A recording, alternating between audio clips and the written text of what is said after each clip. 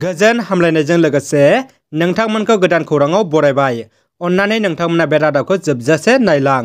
लोगोसे भिडिअखौ like, comment, share आरो चेनेलाव गोदानै फैदोंब्ला साबस्क्राइब खालामनो गुरै खावलायबाय। दानिया फैदो लोगोफोर रादाबखौ मिथिलांनि।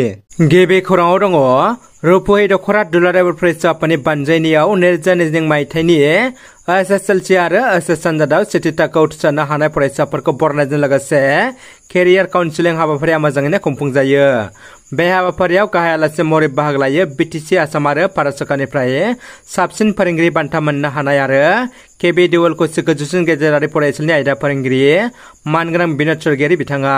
बाक्सा जिल्ला एबसुनि लोगो आफादगिरि बासिराम रामसिंहारि आरो जोंसाम ब्रह्म बिथांमोना थांखिजानाय बुंथिगिरि हिसाबै आरो गोबां माननि आलासि बिथांमोना हांख्रायनाय बायदि नुजाथिफैनानै हाबाफारिखौ मेहेरगोनाङै जाफुंसार होफैयो। गोजौसिन बिजिरसालिनि जारिमिनारि गेदेर रायदान। हादरनि जौसिन बिजिरसालि सुप्रिम कर्टआ गेदेर रायदान फोसावदों। जायफोर जुलि जायै आइजो बिसोरबो गोरबोआव गथ' लाखिनो हासिगोन, थामहिनबा गथ' जोनोम होनो हासिगोन होनना मोन्थाय होदों। हादरनि जौसिन बिजिरसालिनि बे रायदाना गोबां सुबुंफोरखौ सानहोदों। थारैनो बे मोन्थाया बेसे गनायथाव आरो मानिजाथाव बेयो साननो गोनां। जुलि जायै आइजोफोराबो गथ' जोनोम होनो मोन्थायखौ गोजौसिन बिजिरसालिया बे समाव होबाय। 68 नेशनेल फिल्म एवार्ड्स 2022 आव मुंदांखा सुपारस्टार अजय देवगानआ तानाजी सावथुननि थाखाय साबसिन फावखुंगुर महरै सायख'जादों। बे खौरांखौ समाजारि बिजोंनि गेजेरजों मिथिनो मोननाय जादों।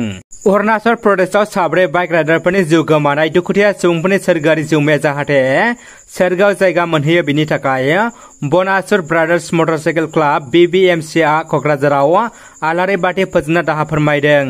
मख'नो गोनांदि बिथांमोननि हरखाब जिउ गोमानायखौ बिथांमोना गोथौ दुखु मोननाय फोरमायदों। मानगोनां आइजो द्रौपदी मुर्मु बिथाङा हादरनि 12थि हादोरगिरि महरै बिसायख'थियाव देरहानायाव गसाइगाव जमदुवार मण्डलाव रंजाखांदों। लोगोसे गासै बिटिआर ओनसोलावनो रंजाखांदों। बिटिसिनि मावफुं सोद्रोमा रेवरेवा नार्जिहारि बिथांमोनहा जोबोद गोजोननाय मोननाय फोरमायदों। लोगोसे खासियाबारि नब्लांनिफ्राय खासियाबारि बाजार जानानै रंजानायजों गोलाव हान्जा सुरो। बिजनि दख'रा दुलाराय बर' फरायसा आफादनि बानजायनायाव बड'फा गोजोरथियारि सोलिनाय मावथांखिनि नोजोरा थांखिजों सिगां बोसोराव खुंबोनाय बायदिनो दख'रा एबसुनि सिङाव थानाय दालाय आफादनि बेन्दोंनिफ्राय गेलेगिरि सायख'नानै 13 बोसोर बैसोनि सिंनि हौवासाफोरनि जोलुर फोरोंथाय बादाखौ मैयानिफ्राय जागायजेनो। बलिउड सावथुन मुलुगनि मुंदांखा सुपारस्टार फावखुंगुर सलमान खाननि जिउनि फारसे खैफोद फैदों। सिनायमोनै दुथांफोरा मुंदांखा फावखुंगुरखौ बुथारनो हुमखि होदों। मुंदांखा सुपारस्टार फावखुंगुर सलमान खानआ गावखौ रैखाथि होनो आयेननि हाथियार लानो गनायथि बिदों। सिगां समावबो मुंदांखा फावखुंगुरनि फारसे गोबां बार खैफोद फैदों, जायनि थाखाय मुंदांखा सुपारस्टारआ बाध्य जादों लाइसेन्स गोनां हाथियार लानो गनायथि बिनो। बेराम आजार आरो देहानि जेंनाजों भुगिनाय रायजो राजाफोरनि थाखाय गोजोन खौरां। नोंथांमोना देहानि माखासे सानाय सुनाय, हारा रोदा जरा, पेरालाइसिस, साइनास गोबां जेंना दङ नामा? दङब्ला बे समाव नोंथांमोननि थाखाय जोबोद गोजोनथाव आरो गाहाम खौरां। जायफोर बेरामखौ डाक्टार आरो अजाजों मोजां फिथाय मोनाखै, नोंथांमोना बेवहाय फैना फाहामथाय लानो हागोन। थावनिया जाबाय बर' बाजार बिजनि चिराङाव। थेरापि खालामग्राया दि आर्ट अफ लिभिं बेंगालरनिफ्राय मोजां आयुर्वेदिक मासाज थेरापि कर्स लाना फैनाय। नोंथांमोना सिगां आंनावनो खौरां लानो हागोन। जुदि गोनांथिथारब्ला आंनि 7086858977 मबाइल नाम्बाराव खौरां ला।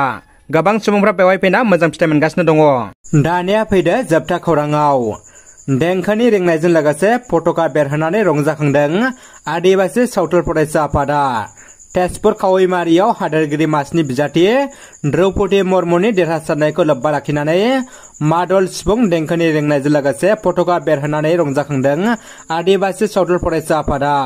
भारत हादरनि हादोरगिरिनि बिजाथियाव एबा NDA सरकारनि हेफाजाब बिजाथि द्रौपदी मुर्मुआ देरहासारनायखौ लोब्बा लाखिनानै तेजपुर खावैमारि साखान्थियाव थानाय खावैमारि रंजासालि नब्लांनि लांगोनायाव मादल सिफुं देंखोनि रिंनायजों आरो आगु देवालनि रंजानायखौ नुनो मोनो।